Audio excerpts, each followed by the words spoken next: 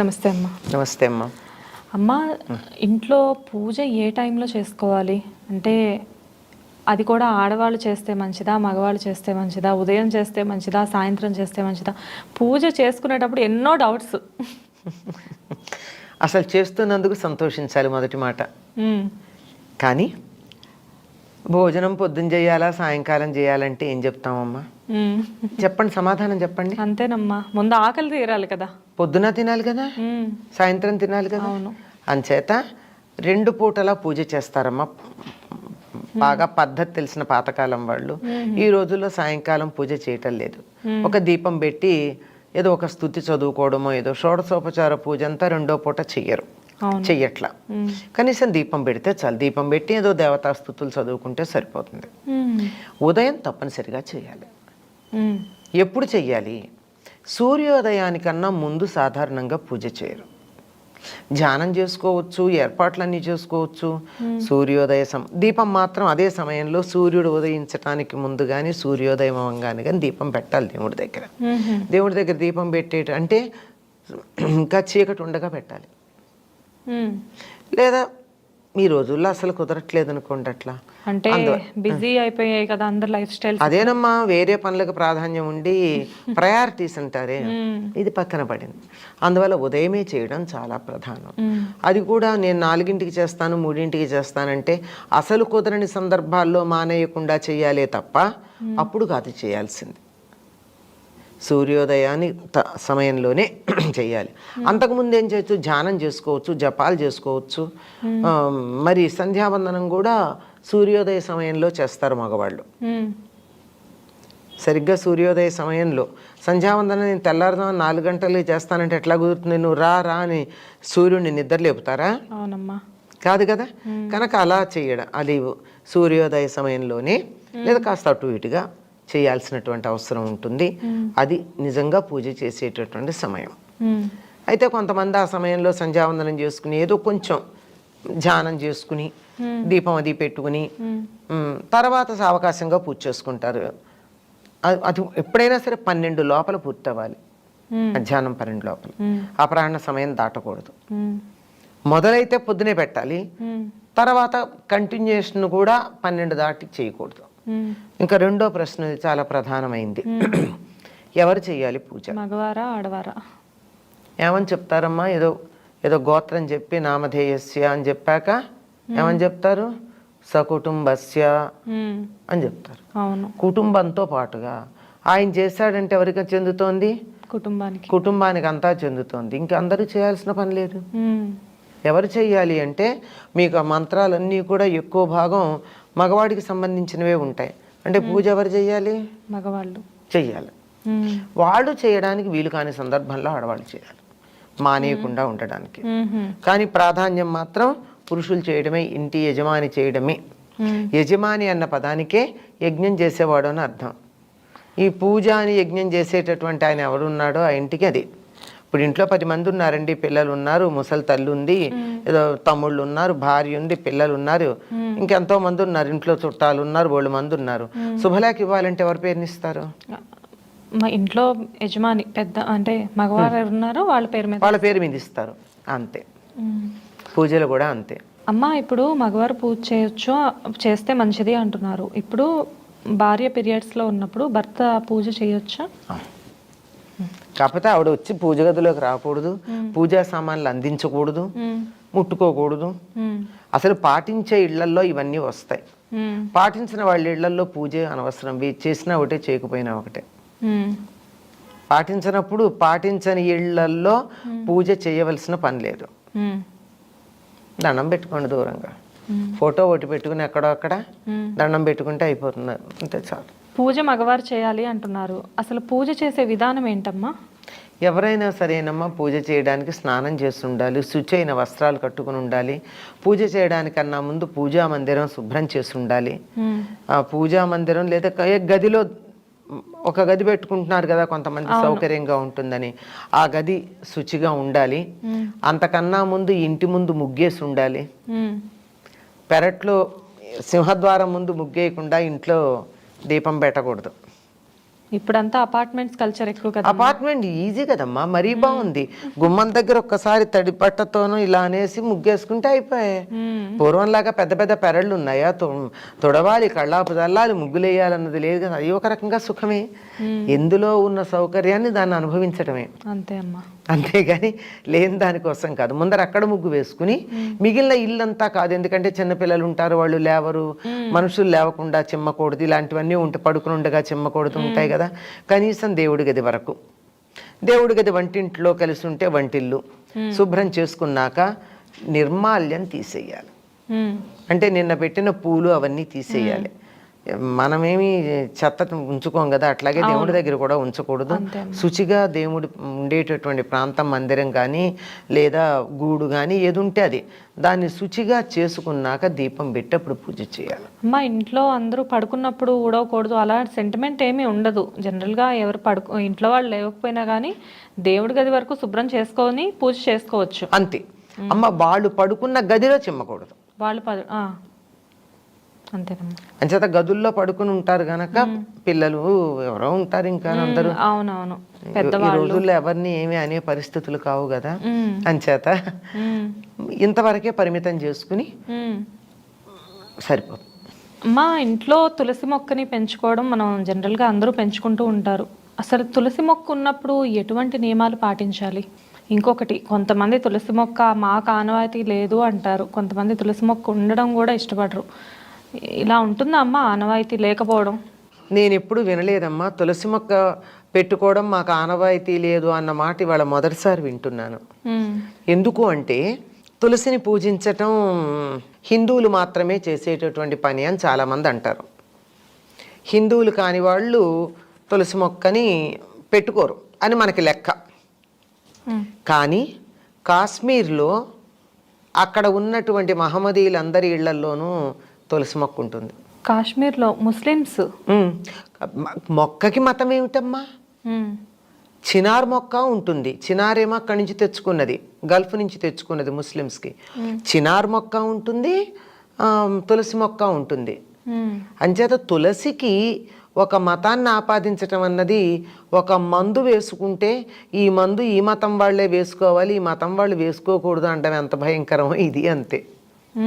మొక్కలకు ఆనవాయితీ ఏం లేదమ్మా. కొన్ని పనికొచ్చే మొక్కలు, కొన్ని పెరట్లో ఉండకూడని మొక్కలు ఉంటాయి. ఆ ఉండకూడని మొక్కలనైతే మనం బయట పెట్టచ్చు, కానీ వీటిని కాదు కదా. తులసి మొక్కకైతే అలాంటి పట్టింపు ఏమీ లేదు. వీళ్ళు తులసిని పూజించటం ఇష్టం లేని వాళ్ళు అయ్యి ఉండొచ్చు, ఎవరైనా మీకు వద్దు అని చెప్పిన వాళ్ళు. అదొక కారణం అవుతుంది. తులసి కొన్ని పరిస్థితుల్లో బతకదు, అటువంటి శౌచాన్ని పాటించిన వాళ్ళన్నా అయ్యి ఉండాలి.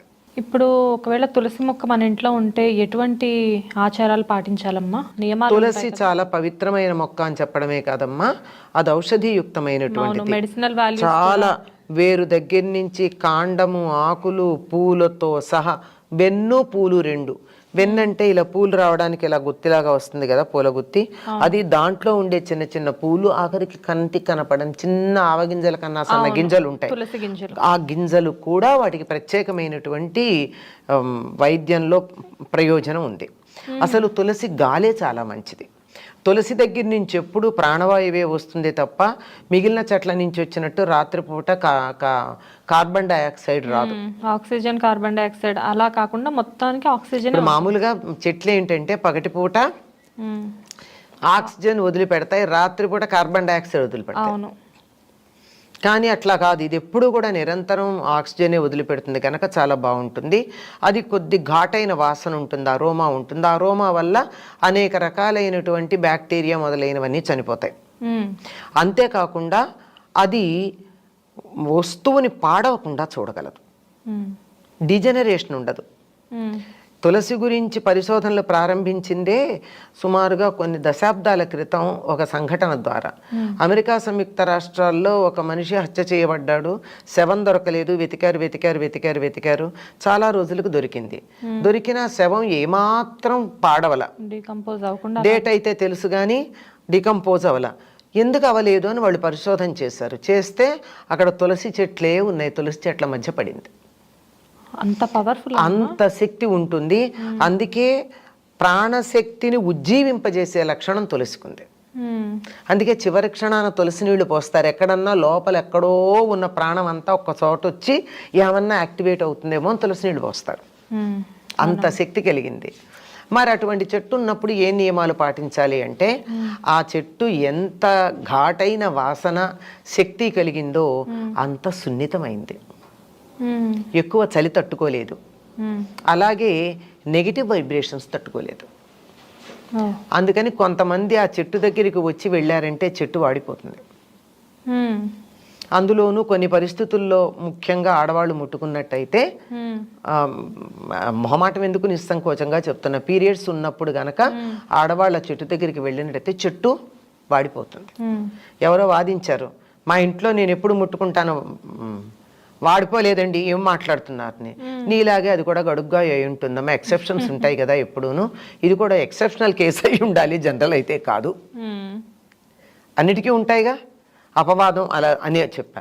అందుకని నాజుగ్గా ఉంటుంది గనక ఆ నెగిటివ్ వైబ్రేషన్ తట్టుకోగలిగినటువంటి శక్తి ఉండదు గనక వాడిపోతుంది. అంతే, అంతకన్నా మరొకటి కాదు. ఎవరన్నా మాకు తులసి వద్దు అన్నారంటే అయితే సనాతన ధర్మాన్ని ద్వేషించేవాళ్ళు. అంటే మరో ధర్మాన్ని మీరు పాటించవచ్చు, తప్పేం లేదు, దీన్ని ద్వేషించాల్సిన పని లేదు. నాకు ఫలానది ఇష్టం అంతే, వెళ్ళండి, కానీ మరో దాన్ని ద్వేషించక్కర్లేదు కదా. ఈ ద్వేషమే మేము దాని పట్ల ఇష్టం ప్రకటించుకోవడం అనేటటువంటి ఒక భ్రమలో ఉంటారు చాలామంది. ఆ భ్రమలో ఉన్నటువంటి వాళ్ళు ఇది అక్కర్లేదు అని చెప్పడం మనకు కనపడుతుంది. లేదా ఇలాంటి నియమాలు ఏమీ పాటించకుండా శౌచము లేకుండా ఉంటారేమో, అది కూడా కారణం అవ్వాలి తప్ప, లేకపోతే ఎవ్వరూ కూడా ఈ తులసిని దూరంగా పెట్టాలి అనేటటువంటి వాళ్ళు లేరు. అమ్మ, తులసిలో చాలా రకాలు ఉంటాయి. 5 రకాలు ఉన్నాయి. 5 రకాలు. 5 రకాలలో ఏ రకమైన మనం పూజకి సాధారణంగా మనం వాడేది మామూలు తులసి అమ్మ. ఆ తులసిలో కృష్ణ తులసి ఉంది, రామ తులసి ఉంది, లక్ష్మీ తులసి ఉంది. మనం ఎక్కువగా వాడేటటువంటిది ఈ లక్ష్మీ తులసి ఎక్కువ వాడుతూ ఉంటాం. కృష్ణ తులసి అంటే ఊదా రంగు, ఇప్పుడు మీరు వేసుకున్నా నేను వేసుకున్నా వీటిల్లో ఈ రంగుతో ఆకులు వస్తాయి, ఈ నెల ఆ రంగులో ఉంటాయి. దాని దగ్గర ఘాటు ఎక్కువ, దాన్ని కూడా పూజించవచ్చు. అలాగే రామ తులసి అంటే అసలు కాడది ఎంత పెరిగినా కానీ లేత పసుపు రంగులో, లేత ఆకుపచ్చ రంగులోనే ఆకులును కాడ ఉంటాయి. మనం మామూలుగా పూజించుకునే తులసి ఇంత లేత ఆకుపచ్చ రంగులో ఉండదు, మామూలుగా ఉంటుంది, ఆకుపచ్చ రంగే ఉంటుంది. కాడ ముదిరితే కాస్త వుడ్ కలర్ వస్తుంది. ఇది కాక ఇంకా కర్పూర తులసి ఏవో 2-3 ఉన్నాయి, ఇంకా 2 ఉన్నాయి. 5 రకాల తులసులు. విష్ణు తులసి, ఇంకోటి ఏదో ఉంది, 5 తులసి. తులసి మొక్క కొన్ని చోట్ల వాడిపోయింది అంటారమ్మా, కొన్ని చోట్ల నిద్రపోయింది అంటారు. అంటే ఏంటమ్మా అసలు దాని పరిష్కారం ఏంటి? అమ్మ, తులసి మొక్క 2 ఏళ్ల కన్నా ఉండదమ్మా, దాని వయస్సు అంతా. అంటే ఎండైనా నీడైనా కరెక్ట్ గా దానికి తగ్గ దానికి తగినట్టుగా పెడితే కూడా 2 ఏళ్ల తర్వాత చెట్టు ఉండడం చాలా కష్టం. ఎందుకంటే దాని వయస్సు అంతే, అది బైనియల్ అంతే, 2 ఏళ్ల కన్నా ఉండదు. అట్లాంటప్పుడు సాధారణంగా తులసి కోటలో ఎండిపోయిన తులసి మొక్క కనపడడం శుభం కాదు అని కదా మనం అనుకుంటాం. అవును, చాలా మంది తులసి మొక్క ఎండిపోవడం చూసి కంగారు పడి అమ్మో ఏదో జరగబోతుంది అనుకుంటారు. కానీ అనుకుంటారు కానీ అందరిళ్లలోనూ 2-3 ఏళ్లకు జరుగుతూనే ఉంటాయి కదా. ఇది ప్రతిసారి ఏమి చెడు కాదు. కాకపోతే తులసి కోటలో ఎప్పుడూ చెట్టు పచ్చగా ఉండాలి అంటే 1 ఏడాది అయ్యాక సరిగ్గా ఇదే సమయం, ఈ వర్షాకాలంలో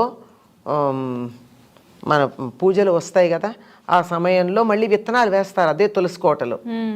ఆ తులసి కోటలో వచ్చినటువంటి కొత్త మొక్కలు వస్తూ ఉంటాయి, పాతది వాడిపోతే తీసి పక్కన పెడతాం. ఆ పక్కన పెట్టిన మొక్కని ఏం చేయొచ్చు అంటారు? ఎక్కడ తొక్కకుండా ఉంటారమ్మా, పక్కకు పెట్టాలి, ఏ నీళ్లలోనా వెయ్యాలి. లేదంటే దాన్ని జాగ్రత్త పరిచి ఆయుర్వేదం వాళ్ళకి ఇవ్వచ్చు. లేదంటే తులసి మాలలు తయారు చేస్తారు. అవును, ఇప్పుడు ఇస్కాన్ వాళ్ళకి ఆ మొదలు లావుగా ఉన్న మొదలుని ఇవ్వచ్చు. లేదా చిన్న కొమ్మలు కనుకుంటే సేకరించి ఈ సమిధలు అవి అమ్మే చోట ఇవ్వండి, ఉదారంగా ఇవ్వండి, ఏం డబ్బు అక్కర్లా. ఎందుకంటే కొన్ని హోమాలకి తులసి కొమ్మలు కూడా హోమంలో వేస్తారు. నిద్రపోయిన చెట్టును కూడా వాళ్ళు హోమం అలా తీసుకు వాటిల్లో వాడతారు.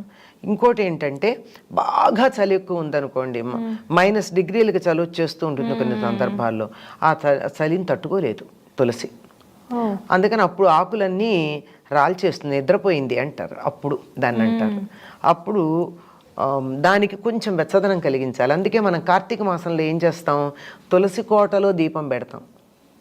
చలికాలం తెల్లారుదామున 4:30కో 5కో పెడతాం కదా, ఆ దీపం నుంచి నూనె వేసి ఒత్తులు వేసి వెలిగించిన దీపం ఉందే, ఆ దీపం నుంచి వచ్చేటటువంటి వేడికి చెట్టు చాలా చక్కగా ఉంటుంది. ఓ థ్యాంక్స్ అమ్మా, మంచి ఇన్ఫర్మేషన్ ఇచ్చారు. నమస్తే.